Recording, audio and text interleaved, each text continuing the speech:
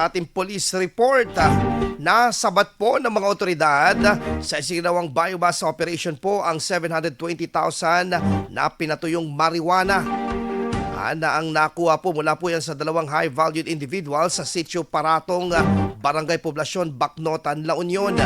Ang mga suspect, edad 24 hanggang 21, na pawang residente po ng Santol, La Union. Ang mga nakumpiskang marijuana ay tumitimbang ng 6 na kilo na ipinasakamay sa Regional Forensic Unit 1 para sa pagsusuri. Nasa kustudiya na ng Bacnotan Municipal Police Station ang nasabing dalawang suspect. Matatandaan na nitong linggo lamang ay nasamsam din sa Urdaneta City, Pangasinan ang nasa 780,000 na hinihinalang shabu. IFM News. IFM News. IFM News.